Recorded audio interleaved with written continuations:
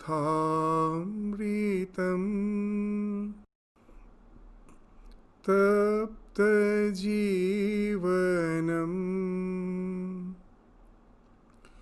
कविभिरीरितं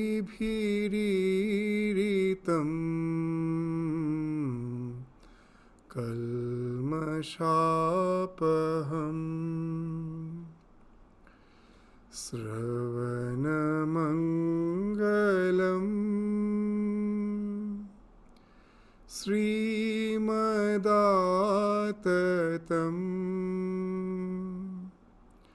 भुवि गृह्णन्ति ये भूरिदा जना.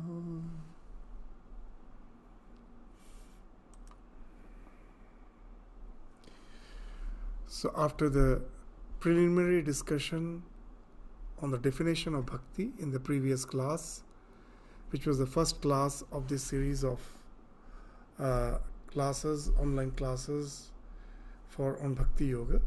So today we will be taking up the various practices of bhakti. So now we will find that in bhakti, practice of bhakti, generally they speak of two types of bhakti. Broadly speaking, there are two types of bhakti. One is the Vaidhi bhakti and other is the Raganuga bhakti. Raga, Anuga. Raga means your innate attraction, this tremendous attraction for God. Anuga means following.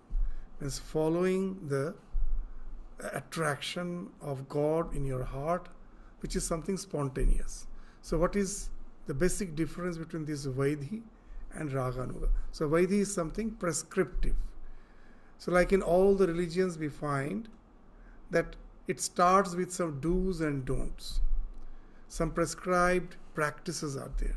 So Vaidhi's Bhakti speaks of that. It's the devotion prompted by rules and prescriptions.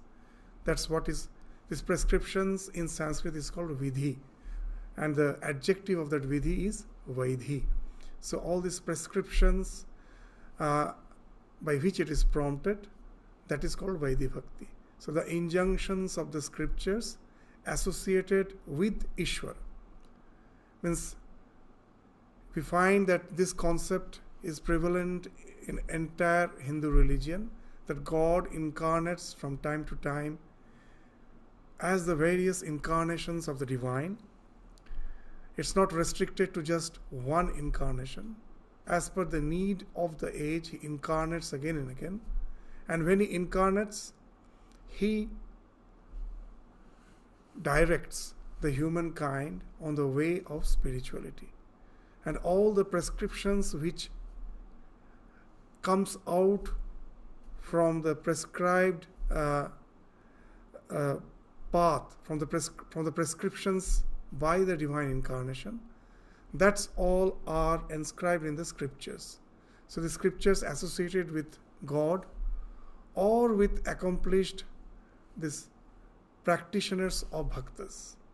They are the predecessors, the gurus in the bhakti tradition who have already attained success in the past, and therefore they are the devotional exemplars and the authorities. So that's the tradition, either from the divine incarnation or from one who is already accomplished in bhakti. He has attained the heights of bhakti, and he, as per the Guru Shishya tradition, Guru Shishya Parampara, he will be is prescribing all the modes of practices to the succeeding generations. And that's how the Vaidhi Bhakti, it's prompted by the rules and prescriptions. And in contrast to that, the Raganuga Bhakti will find it manifests in the form of devotion that has no need for following prescribed or formalized methods, but rather results spontaneously from natural innate attraction for God, for Ishvara. So the word Raganuga implies that. Raganuga means raga and plus anuga. So bhakti that spontaneously follows. This following means anuga. What it follows? Innate attraction for Ishvara, innate attraction for God. This innate attraction is called raga, this tremendous attachment for God. From that the bhakti ensues. So we will find that the Vaidhi bhakti is something which is adopted by the vast majority of practitioners. Because the spontaneous bhakti, the spontaneous devotion, it's not something that can be prescribed. It's something which has to come out from us spontaneously. So most of us don't have that spontaneous bhakti. So we have to follow certain prescriptions as per the tradition, and that's the Vaidhi bhakti, which is adopted by the vast majority of practitioners who strive to cultivate bhakti. And Raganuga bhakti, it manifests in the case of very rare souls. We will find in some lapse in a century, maybe one or two such person may be born. They're very rare. They have this inherent attraction. From the very birth we find that they have this inherent attraction which doesn't need any regulations. It is unmediated by regulations. It's spontaneous. And that's the manifestation we find at least in this life. Most of them, actually, in most of the cases, we will find Raganuga bhakti usually stems from the perfected past life Vaidhi practices. That we follow the prescribed norms of the bhakti tradition, and then gradually that Raganuga bhakti manifests. So if we find that anyone is born with Raganuga bhakti, then we can easily infer that most probably in the previous birth he has already followed the prescribed path, and that's why in this birth we find that spontaneity. As Sri Ramakrishna very jokingly used to give a very nice example. He used to say that early in the morning the people noticed that a certain person, he had just a little amount of alcohol, and he was under the inhibition of that alcohol. He was reeling. He was intoxicated. And people were surprised. How come that just having that little amount of alcohol, he is so much intoxicated? And then someone came and he found out that actually throughout the night he was actually having this various the serves of alcohol. And just this little amount of alcohol was needed for him to get totally intoxicated. So no one has seen that he was actually having alcohol throughout the night. So here also someone has practiced all the prescribed modes of devotion in the previous birth. Then only it is possible that in the future, in the next birth, one can be born with that type of devotion, which is something spontaneous. Without any practice, it manifests even as a child. That's what we see in many such practitioners, many such devotees for whom the devotion has manifested from the very childhood. So we will find even in the Bhagavatam, as we are studying the Bhagavatam, the example of this Raganuga bhakti, the spontaneous bhakti in the life of Narada. This Narada Rishi, if you read the life, wonderful life, that he in this present kalpa, this present cycle, it is believed by the devotees that he goes on he travels various lokas, the celestial bodies, trying to instruct people in the way of devotion. And he himself has that spontaneous devotion.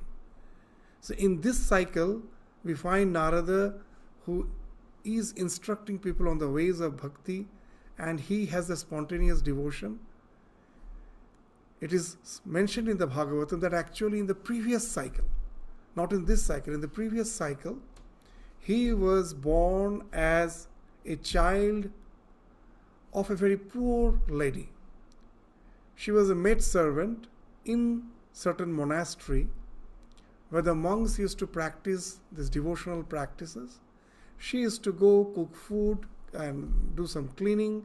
So all this type of jobs, the personal service, she used to render to all the monks there. And as a child, this Narada in the previous cycle, he used to accompany her mother to the monastery. And that's how he got associated with the monks, with all the so-called the devotees, the monks in that monastery. He also used to have the consecrated food along with them. Whenever there was some discourse going on, as he was with his mother present there, he also, just without any plan, by chance, as the conversations used to go on, discourses used to go on, he used to go and listen to them.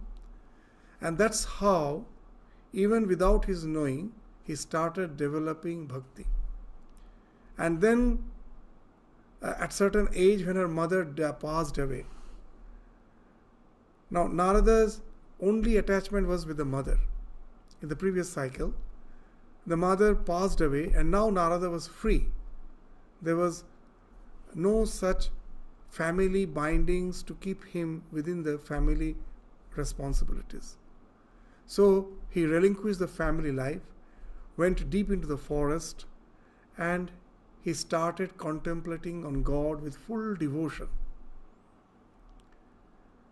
And after long assiduous practice, one day suddenly he had the flash of illumination. He had the vision of God. And just it was for a moment, and then it vanished. And he tried again and again. He tried his best to get that vision again, but it won't come back again. It didn't manifest again. And he was yearning for it. And he had the tremendous pain that why I am not again having that vision. And then he heard the voice of God, that you are yet to have that purification which entails in constant vision of the divine. Still trace of impurity is there. So you have to be satisfied with the vision which you already got. In this cycle, after this cycle is over, when the entire creation will merge in the divine, you will still remain in the seed form to manifest again as a devotee in the next cycle, that is the present cycle. And in that cycle, you will be having that spontaneous devotion, and you will be there as the teacher of the humankind in the path of bhakti. So this is the story, in short, we find is enunciated, is described in the Bhagavatam. So which speaks of that in the previous cycle, not even in this cycle, Narada was practicing that Vaidhi Bhakti, prescribed Bhakti. And that, when it has become habitual, that has ripened into Raganuga Bhakti, that spontaneous devotion in this present cycle, where he is in constant remembrance of the divine. So these are the two bhaktis, so which speaks of what? This Vaidhi Bhakti, Sadhana Bhakti. So I have to practice. And Raganuga Bhakti, Sadhya. That's the thing I have to attain. By this practicing bhakti, I attain bhakti. So at present, I have to use my will to follow the norms which has been prescribed for a devotee, and following those norms, gradually I will develop that love for the divine that will be spontaneous, if not in this birth, maybe in some future birth. So that's the thing which we find is being described in Bhagavatam as this two broad distinctions of bhakti. The prescriptive bhakti, the Vaidhi Bhakti, and the Raganuga Bhakti, the spontaneous bhakti. So now, this Vaidhi Bhakti, these prescriptions all the practices which has been prescribed for the bhakta. So what are these various practices which has been prescribed for a bhakta, for a devotee? So there are basic 9 activities, 9 such practices. So Bhagavata describes the actual practices of Vaidhi Bhakti into 9 basic activities. So what are they? So first is Shravana, so hearing. So hearing is very important. That wherever the talk of the divine, his teaching, the teachings of the divine incarnation, the life of the divine incarnation, wherever it's going on, just to go and give a hearing to it. That's how all those, the divine qualities start seeping in just by hearing. So hearing has a great role in all the traditions, not only in Bhakti tradition, even in Vedanta, in the Vedic Jnana Yoga. First comes this Sravana, hearing, and then comes Manana, cogitation on it. So here also we find Sravana, hearing, that's the first. And then Kirtana. So Sravana is something passive. I am sitting and listening to all this divine, the Leelas, the divine sports, the life of the divine, the teachings. It's something passive. Kirtana is chanting. That I just not only listen, I start chanting the name of the divine. It may be in the form of japa, it may be in the form of bhajana. Bhajana means devotional singing or repetition of the name of the Lord loudly. If not loudly, at least silently. So all these come. So this Kirtana actually covers a huge gamut of the Bhakti tradition.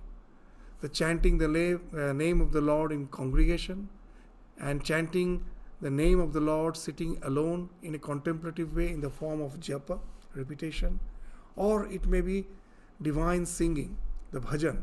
So all this comes under Kirtana, which we will discuss gradually, all of them. And then comes Smarana. Smarana is remembering. That the first to the Sravana is the basic thing. After hearing, you resort to Kirtana, and that makes the remembrance of the divine to a certain extent spontaneous. And that speaks of the remembering, Smarana, that in all the situations of life, whatever I am doing, I practice the presence of the divine in my life, throughout my day, and through all my activities. I am practicing the presence of the divine, and that is Smarana. And then comes Pada Sevana. It literally means service of Ishwara's feet. Now, how to serve Ishwara's feet? Actually, in Bhagavatam, we will find the idea is there in the Vaman Avatara, that the Lord by 3 feet has covered the entire manifested universe. 3 pada, by 3 feet. When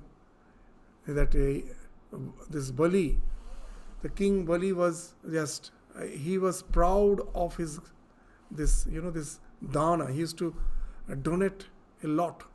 He used to give in gift all the things. Whoever used to ask him, he used to give. He was the king. He was a rich, wealthy king, and he used to, whoever will ask him for anything, he will offer them whatever they asked for. So, and he developed some pride for that I am donating so much. And the God, to take away his pride, and came in the form of a dwarf and asked for that. He told them, are you ready to give me something, whatever I ask for? And of course the king Bali, he agreed. He said, yes, that's what I have taken vow. Whoever asks anything from me, I will offer him that thing. I will give him that. Then he told, okay, I just want 3 feet of land. I will just walk 3 steps, and whatever land each step covers, that you give. And with the 3 steps it's mentioned, this Vamana covers the entire manifested universe. And that speaks of, that's the story speaks of what? That this Lord feet speaks of what? The entire manifested universe is nothing but the Lord's feet. That's what where he has kept his feet. Means the entire existence is pervaded by him. So when we say Pada Sevana, so literally it means service of Ishvara's feet, but actually it means service to all beings, thinking of God existing in the heart of each and every being. So that's the worship in the form of service, not only as service in the form of some pecuniary help. When we do some humanitarian act, the idea is I am the giver. The one who is accepting, he is as if a bit lowly. I am the one who is in the high pedestal, and I give someone for standing on the high pedestal to one who is humble, who is lowly. So that speaks of ego. Seva speaks of what? Seva speaks of what? It's an act of offering. The one who came to me for help is actually the God who came in that form.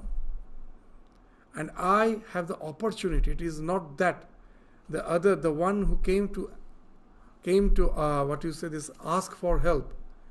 It is who he is benefited. It is I, the Lord, who came in that form to ask for help. Actually, he is giving me an opportunity to serve the Lord in that form.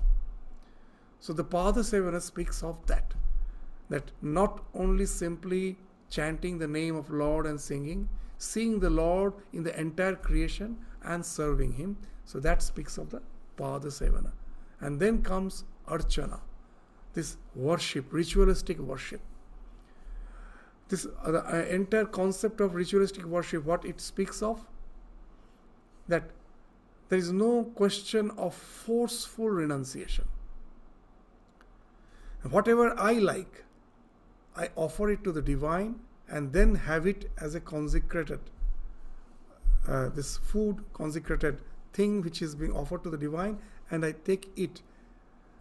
I enjoy it as a consecrated thing, and that's how my devotion grows. So entire ritualistic worship speaks of that. Whatever I like, Atmavat Deva Sevanam, I offer it to the divine. I consider him to be just like me and a human being, though in the back of my mind the idea is there that he is the divine, but I consider him to be the very own. He's as if my kith and kin, and I offer him all the things which I like, and that's how the things get consecrated, and I have it as something which is consecrated, as prasada. So that's the idea of Archana and all this ritualistic worship. And then Vandana. Vandana speaks of offering respect. So in all the situations of life, I have that sense of gratitude that whatever I have got in my life is something, the food which I have, the shelter which I have, the devotion, little devotion which I have developed. All this is because of the God's grace. It is his grace which is finding expression through my life. When I was born, I was a helpless child. The God's love manifested through the mother, as mother's love. And it was that unconditional love that has resulted in what I am today. So that speaks of that unconditional love, the grace of the divine, which is manifesting through the entire existence. And that speaks of this Vandana, always having that sense of gratitude towards the divine. So this all speaks of somehow to keep the mind in God in various ways. So Sasravana, Kirtana, Smarana, Pada Sevana, Archana, Vandana. And then comes Dasya, servitude. At the beginning, it's obvious that I have the idea that God is something, God is my Lord. I am his servant. So what's the relationship of a master and the servant? The servant do have some fear. What's the fear? That if I do something wrong, I will be punished. If I do something good, I will be rewarded. So that's what initially we have the relationship with the divine. That we have that fear factor is there because the love is yet to ripen. God is great. I am under His creation and I have to follow the do's and don'ts. I am a believer, and that from that belief, that there's all the believers have that fear which directs them in their life in such a way that their life remains integrated. So Dasya speaks of that servitude, and then comes Sakhya. Through our love, a time comes when that fear factor falls off.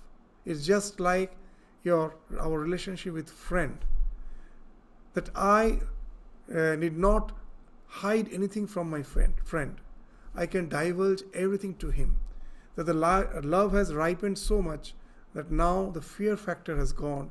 I relate to the Lord as Sakha, as his friend. So this speaks of ripening of the devotion. And at last comes Atma Nivedana. When the ego factor starts dissolving, I find that nothing happens as per my will. The Lord is the doer. Anything good, anything bad, whatever happens by the will of Lord. At the beginning, my worship was to a certain extent selfish. If I was sick, I wanted health. If I was poor, I wanted wealth. If I was lonely, I wanted relations. And for that, God was the means. And all these worldly goals were my ends. And when my devotion ripens, I find that man proposes, God disposes. Everything happens by God's will. So I no more ask for any worldly goal. Whatever happens to my life, I surrender to the divine with the idea. What's the idea? That it is your will. You know why you have kept me in such and such situation. Whether good or bad, I have resigned myself to thee. I have nothing to ask from you. I'm quite happy that you are taking me through all the situations of life, and you know best why you are taking me through all the situations. With my limited understanding, I don't understand. And I'm quite happy with that. To understand Atma Nivedana, there is a very nice example in Bhakti Shastra, in the Bhakti scriptures, which has been described by Sri Ramakrishna even in the Gospel. He gives a very nice example. He says there are two types of devotees. One is to call this Banorecha. It's just like the small, the sibling of a monkey. The young one of a monkey, the infant monkey, and another is the kitten, the infant, the small cat. There's two different approaches. The young monkey, the infant monkey, will be, when the mother monkey is jumping from tree to tree, the infant monkey will be holding on to the mother. It is the small monkey which holds on to the mother. And for the cat, this one is called Marjaranyaya and this is Markat. Marjar is the cat and Markat is the monkey. What is the Markat? That the young one is holding on to the mother when the mother is jumping from one branch to other. And for the cat, the thing is different. The kitten just will be lying in one place and just will call on the mother, nothing else. The mother will come, and wherever she feels that the child will be safe, it is she who carries. She will be holding the child by the neck, and she will carry and place the child, for this infant, the kitten, in the place where the mother feels it's safe. The child just calls on the mother, nothing else. There is no effort. And saying this, Sri Ramakrishna says, the monkey may fall when jumping from one branch to other. If the young monkey somehow loses its hold, it will fall. But the kitten, there is no fear of falling because the mother is holding her, is holding the child. There is no question of falling. So Atma Nivedana speaks of that Marjaranyaya, this total resignation to the divine, knowing well God is there always to take care of me. As Sri Ramakrishna in the Gospel says very nicely, that if someone becomes orphan, in the olden days, the villagers used to search a person who knows is a very integrated person, who is very noble-souled person. He won't cheat others. He is a man of integrity. So the villagers will give the responsibility of the child to that person. They will say, you are the trustee. The child has become orphan. Take care of him till he grows. So why they used to give that? They knew very well that this person won't cheat that person, cheat that small boy or the girl. Whatever parental property the child inherits, he will not try to exploit by just trying to steal from that. He will take the responsibility and use the resources to grow the child, and when the child is matured, his responsibility is done. In no way he will be exploiting the child. So Sri Ramakrishna is saying that even we find that that is our way, that whenever we find someone that is an orphan, we give the responsibility to a person who is integrated. And God is the only person whom we can say all the goodness can be ascribed to him. So when I say I have given my responsibility to him, how can there be a chance that I will be cheated? There is no question. How can the one who is the source of all goodness in any way cheat me, in any way exploit me? So that faith that God is there to take care of me, he is the one to him all the goodness can be ascribed. And I have given my responsibility to him. So there is no question of doubting his motives. I have the full faith. And that speaks of that Atma Nivedana, total surrender. Now, if we do a comparative study of these bhakti practices with the yoga practices and the jnana yoga practices, we will find in Patanjali Yoga also, like the 9 practices of bhakti, in Patanjali Yoga we find there are 8-fold practices, like yama, niyama, and then this asana, pranayama, pratyahara, dhyana, dharana, samadhi. We did not go to the details. The first 2 practice, what it speaks? Yama, niyama. That yama speaks of prohibitions, certain things I am not supposed to do. And niyama speaks of some observances, the things which I have to practice. So this speaks of the do's and don'ts. Even in Jnana Yoga, Viveka, Vairagya, renunciation. And then comes the 6-fold practices in the form of Samadhamma, Titiksha, Uparati, Shraddha, Samadhana, Mumukshutvam. So, but it starts with Viveka, Vairagya. It speaks of what? That I have to renounce something, whether it's in yoga or in jnana, to create the foundation for my spiritual journey. But we will find in Bhakti Yoga, there is no such question of forceful renunciation. So, in Patanjali and Jnana Yoga, the preliminary practices involve conscious restraint, whereas in Bhakti Yoga, restraint happens naturally because of sublimation through bhakti. As Sri Ramakrishna used to say, that the more you develop love for God, your attachment for the world falls off naturally. You need not have to force renunciation. Try to develop love for God, the love for the world will naturally fall off. As he used to say very nicely, the more you go towards the east, the west falls behind. No one can push the west. I want to avoid the west, go towards the east. The west will fall behind. So in bhakti we find the renunciation is something very natural. The more I develop love for God, my attachment for the world starts falling off naturally. So that's the main difference we will find of the bhakti yoga practices compared to any other practices, whether it is yoga or the jnana marga. So here this path is very something natural and spontaneous. So if we try to do a comparative study of the qualifications, so once we say that renunciation is something which is spontaneous. Gradually, with the love of God, this renunciation develops. So now the question comes that for any path, the question comes that what are the qualifications required for the practicing the various yogas? Whether it is Jnana Yoga, Karma Yoga or Bhakti Yoga, what are the various qualifications that I should have? So we will find in Bhagavatam itself, it is very nicely mentioned that what are the qualifications of the practitioners of Jnana Yoga, what are the qualifications of the practitioners of Karma Yoga, and what are the qualifications of the practitioners of Bhakti Yoga.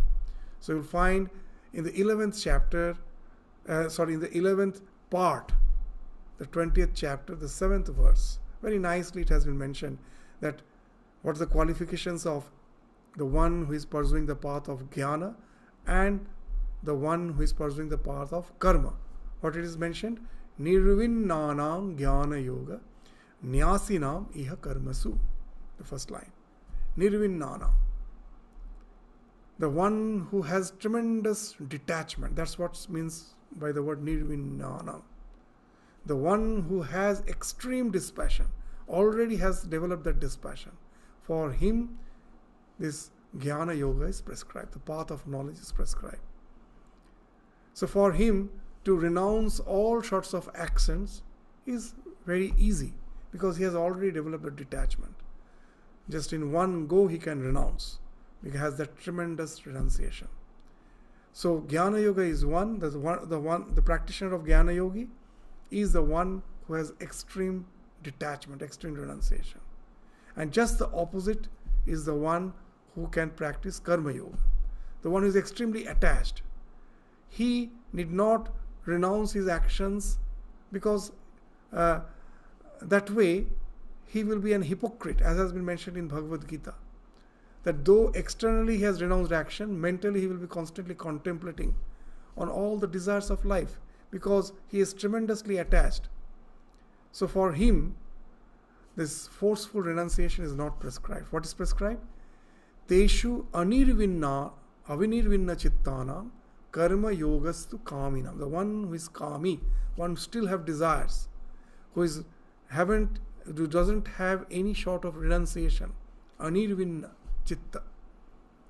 This is tremendously attached to the world. For them, karma yoga is prescribed. That you did not renounce the actions physically. Go on with them. Try to develop a mental detachment from them. Try to do them selflessly. So these are the path which has been described for the Jnana Yoga and for the Karma Yoga. So these are the qualifications. So Jnana Yoga, the path of philosophical speculation, is recommended for those who are disgusted with material life and are thus detached from ordinary fruitive activities. Fruitive activities means all the activities which results in some attainment of the objects of my desires. That's the fruitive activities. So I can easily renounce them. I have developed a detachment for them. And those who are not disgusted with material life, they are having many desires yet to fulfill, should seek perfection through the path of Karma Yoga. So that's what has been mentioned in this verse nicely. In the next verse, that speaks of the qualification of a Bhakti Yoga. Very nicely it is mentioned. You will find most of us fall in that category. What it is saying? Yadrichaya mat kathado jata sraddhastu yah puman na nirvinno na atisakto bhakti yogasya siddhidah. That you will find that it happens that in life we are leading the worldly way of life and somehow a dissatisfaction has developed. I find that there is no sense of fulfillment. Whatever I have attained in my life, it doesn't give me a sense of fulfillment. I have entered into that state of, you can say, midlife crisis. That whatever I thought is to be achieved in life, I have achieved. And now there is a sense of purposelessness, what to do with the life. And then in such situations, somehow, maybe by God's grace, I got exposed to some spiritual discourse And this new dimension, new portal opened up for me. And I started developing faith in the divine, in the spiritual dimension of existence. And we will find that for such a person, he doesn't have the tremendous detachment of a jnana yogi, neither he is extremely attached of like those who are following the path of karma. He is something in between. So na nirvinno, na nati sakto. So he is neither extremely detached nor he is extremely attached. For such a person, bhakti yoga, the path of bhakti, will result in spiritual unfoldment, perfection. So if somehow or other, by good fortune, one develops faith in hearing the chanting of divine glories, such a person being neither disgusted with nor very much attached to the material life, they should achieve perfection through the path of loving devotion to God. So now, what is meant by this mat katha, the Lord's glories? So this introduces to the concept of God's avatarhood. That, as we were saying, that God comes down as the divine incarnation in the various ages to help out humankind from the delusional way of existence to the path of devotion. So the idea of the concept of avatar and the devotion of avatar.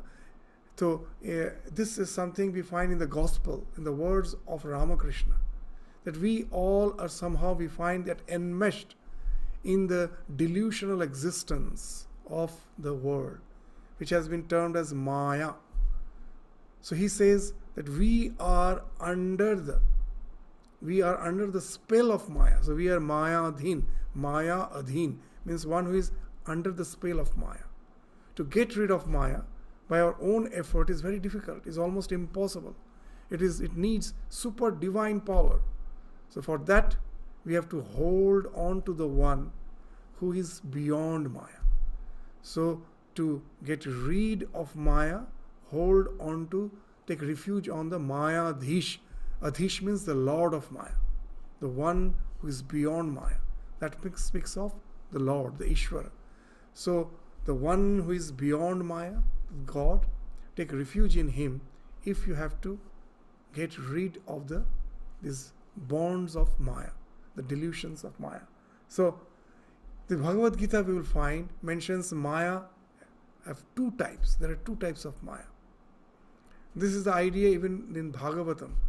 In Bhagavad Gita, we find it's in the seed form that has been elaborated throughout the Bhagavatam. So what are the two Mayas? One is the Guna Maya and another is the Yoga Maya. That Yoga Maya is also called Atma Maya. So what are the two Mayas? This Guna Maya is, you will find in the Bhagavad Gita, in the 7th chapter, the 14th verse, that speaks of that Guna Maya. Daivi Hesha Gunamayi Mama Maya Duratyaya Mameva Ye Prapadyante Mayam Etam Tarantite. Maya. What it means?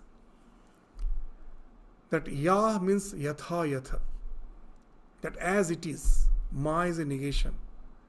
That the way I take the world as tangible, real existence, the scriptures are saying it's actually a delusion. It's the Lord which is appearing as this world.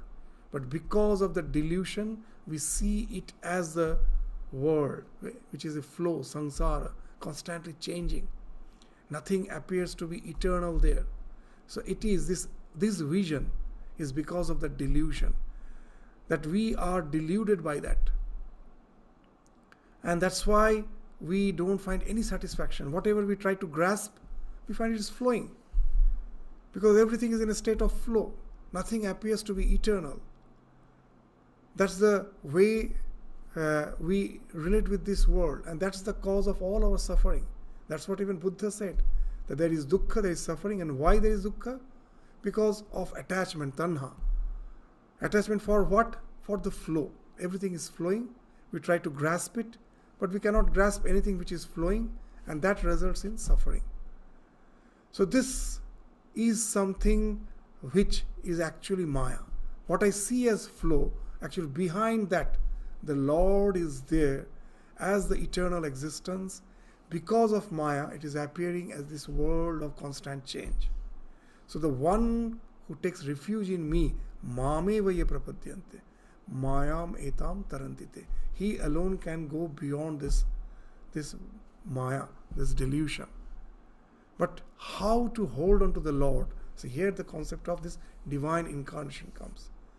That Lord is so abstract, the idea that the divine, behind this phenomenal existence, the Lord, in most of the other religions, we find the idea is the Lord is having no form, He is having no guna, this no form, He is beyond all form. But here, in the Bhakti Shastra, in the Bhakti scriptures, in the Puranas,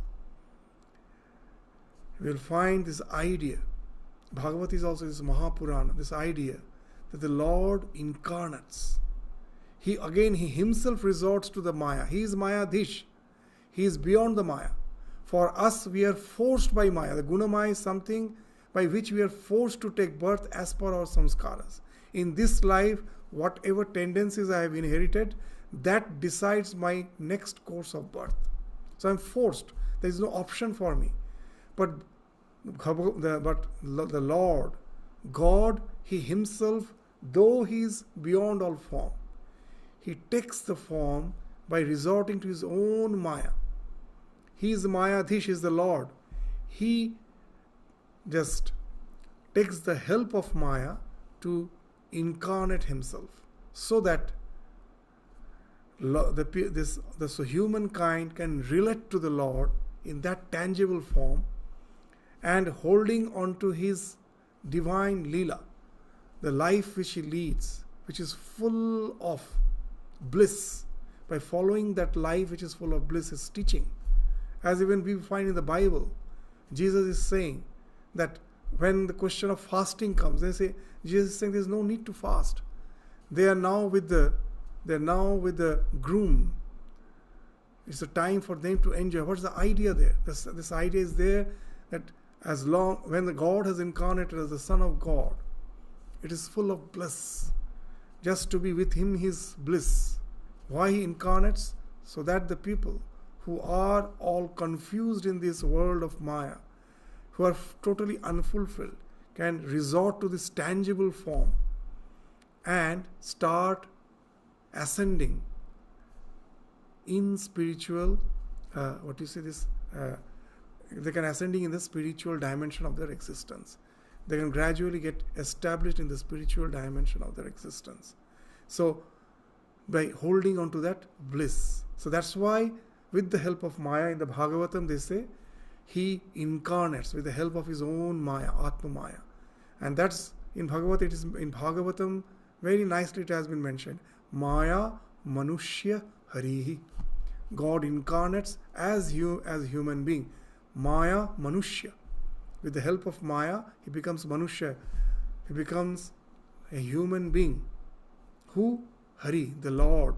The one who is the Lord. The one who is beyond the quagmire of delusion. He takes the help of His own, this faculty of Maya, and incarnates. That's what is being mentioned in Bhagavatam, Maya Manushya Hari. And that's why in Bhagavatam, ironically, they use the term for Bhagavan as Kapata Purusha. Means imposter. But God is an imposter. That's Bhagavatam is saying. We shouldn't take that as literally. What it means? That He is actually beyond all the limitations. But He takes all the limitations of of a tangible form, of a being, of an embodied being. He takes the limitations of an embodied being. When God incarnates, in Him also we find He has hunger, He has thirst, He has a need for sleep, He's tired. So all these limitations, He Himself adopts to them, so that He can come and relate to the humankind and help them out of this quagmire of delusion, so that people can relate to him through devotion. And that's why he's called an imposter. That though he is beyond limitation, he is appearing. He is appearing as if he has limitations. So that's the idea of this, that he is an kapata purusha. So this idea we'll find even in the seed form in the Upanishads, that the Lord is rasa, is bliss, raso vaisa, rasang hi evayang labdva anandi bhavati. That by relating to that bliss, we can also get that ultimate fulfillment. And his nature is bliss. By attaining that, one becomes full of bliss. And now how to attain that bliss? So for that, this Vaidhi Bhakti has been prescribed, holding on to which gradually I will develop that Raganuga Bhakti, that spontaneous devotion. So this Vaidhi Bhakti, there's 9 practices that we will take up one by one, as has been enumerated in the Bhagavatam. The Sravana, the Kirtana, and Smarana, this Pada Sevana, and as has been described, all these various practices, Archana, Vandana, Dasya, Sakhya, Atma Nivedana. So all these practices we will take one by one to just understand that how through these practices gradually we can develop the spontaneous love, which is the be all and end all practice of a devotee. He doesn't want liberation, as we were indicating in the last class. He wants that that always I should remember you through devotion. In whatever state I may be, I should never forget you. I should be always having the awareness of the divine in whatever state of existence I may be. And that's something which the devotee always aspires for. And that's the thing we will take up gradually, all the various Vaidhi practices one by one. So first, through this Vaidhi Bhakti, which has to mature into Raganuga Bhakti. So once we adopt these practices, this will help us gradually to develop that spontaneous devotion, which has been described as the Raganuga Bhakti. Once we attain that, we have attained the final fulfillment, even which the Bhakta gives more importance to that. Even he gives more importance to that. Even his importance to that, his importance which he ascribes to this spontaneous bhakti is something even more than the liberation, which we find is the goal for a jnani or for the one who is the practitioner of yoga. This yoga means Patanjali yoga. Following the Patanjali yoga, we want that kaivalya. Following the path of jnana, we want that mukti, liberation. The devotee, he doesn't want that liberation. He wants to have that devotion by which he can relate to the divine through eternity. He wants to become an eternal companion of the divine. So now, gradually, these various practices of the Vaidhi Bhakti we will take up, before following which we will go to the Raganuga Bhakti, the characteristics of the Raganuga Bhakti. We will come to the discussions of all these practices of Vaidhi Bhakti, followed by the Raganuga Bhakti in the succeeding classes. So with this, we stop our discussion today. Thank you all. Namaskar.